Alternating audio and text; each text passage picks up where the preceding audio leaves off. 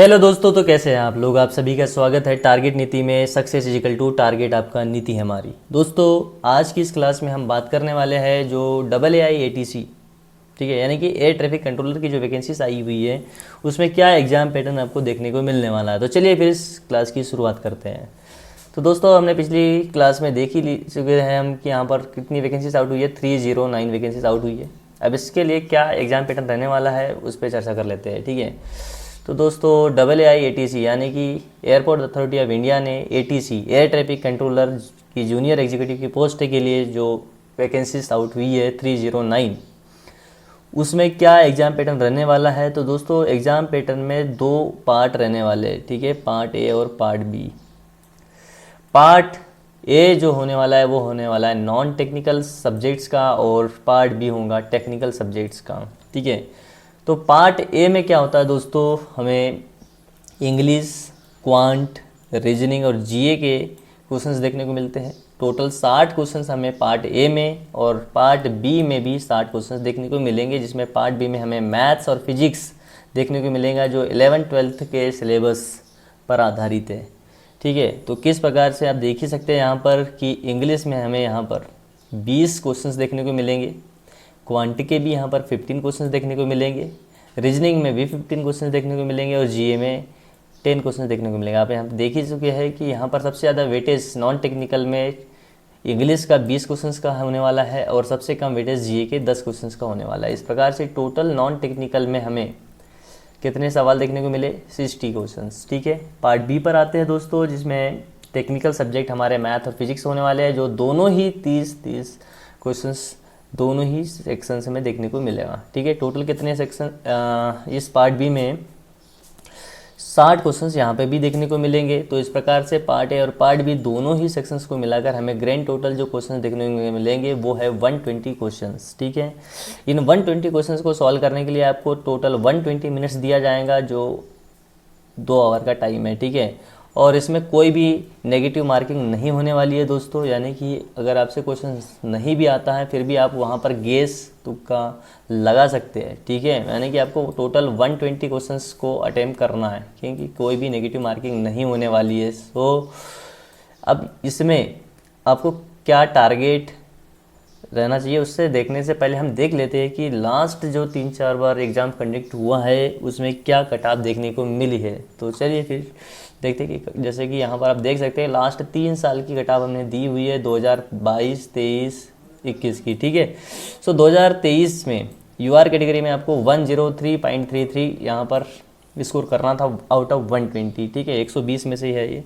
EWS में आपको 99.82, OBC में 100, एससी में 93.35, एसटी में 91.13 और पीडब्ल्यूडी में यहाँ पर आपको 72.27, ठीक है।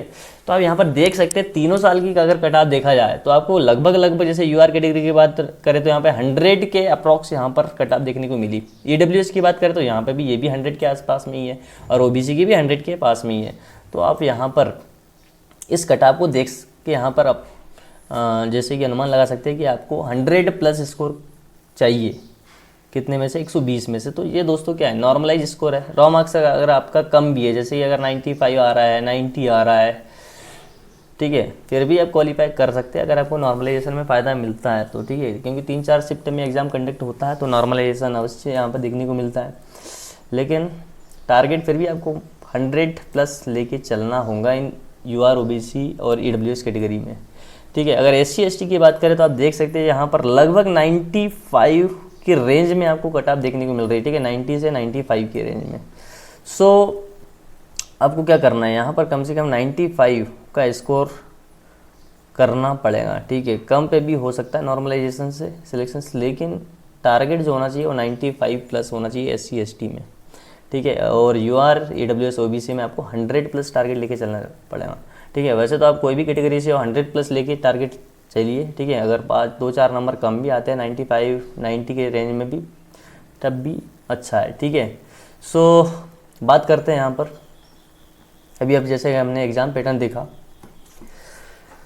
तो इसमें टारगेट जो हम 100+ की कोशिश कर रहे हैं वो किस प्रकार से अचीवेबल है उस पर भी चर्चा कर लेते हैं, ठीक है। तो जैसा पार्ट ए के हम नॉन टेक्निकल सब्जेक्ट की बात करें तो यहाँ पर जैसे हमने देखा कि इंग्लिश के जो 20 क्वेश्चंस देखने को मिलते हैं उसमें आपको कम से कम 18 प्लस का टारगेट लेकर चलना होगा। ठीक है, कैसे भी आपको 18-19 नंबर यहाँ पे स्कोर करना होगा इंग्लिश में। रीजनिंग की बात करें, जो आपको 15 क्वेश्चन देखने को मिलते हैं, यहाँ पर आपको कम से कम 14 प्लस। ठीक है, अब यहाँ पे आसान है, रीजनिंग आसान क्वेश्चन देखने को मिलते हैं जिसमें आप 15 में से 15 भी लाया जा सकता है, लेकिन ठीक है मिनिमम कम से कम 14 प्लस तो चाहिए। ऐसी क्वांटिटी की बात करते हैं, यहाँ पे 15 सवाल देखने को मिलेंगे और ये जो होता है मेनली यहाँ पर आपको अर्थमेटिक के सवाल देखने को मिलते हैं।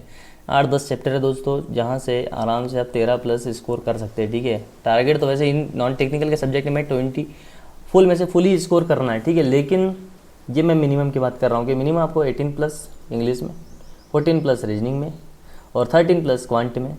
जीए की बात करते हैं, जीए में आपको एफर्ट तो करना नहीं है। ठीक है, अभी स्ट्रेटजी की तो बात हम अगली वीडियो क्लास में करेंगे कि किस प्रकार से स्ट्रेटजी अपनानी है, लेकिन अभी टारगेट स्कोर की बात कर रहे हैं तो कम से कम 5 प्लस लेके चलना है जीए का। इस प्रकार से अगर हम पार्ट ए नॉन टेक्निकल का टारगेट की बात करें, ओवरऑल टारगेट की, तो 60 में से आपको 50 प्लस लेके चलना है। 50, 51, 52, 54, 55 जो भी है, लेकिन 50 प्लस लेके चलना है। यहाँ पे मिनिमम स्कोर की बात कर रहा हूँ मैं।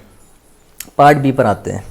पार्ट बी में क्या है, जो टेक्निकल सब्जेक्ट जो हमारे पास में मैथ और फिजिक्स देखने को मिलने वाले हैं, दोनों ही सेक्शन में 30 सवाल आ रहा है, तो आपको कम से कम इसमें 25 प्लस दोनों ही सेक्शंस में टारगेट करना है। ठीक है, 25, 26, 27 जितने भी स्कोर आ पाए, लेकिन कम से कम 25 का तो स्कोर लेके चलना पड़ेगा। यहाँ से भी आपको 60 में से 50 प्लस स्कोर करना होगा, तब जाके आप 100 प्लस स्कोर कर सकते हैं इस एग्ज़ाम में। ठीक है, नेगेटिव मार्किंग तो है ही नहीं, अटैम्प्ट तो पूरा करना है 120 में से 120।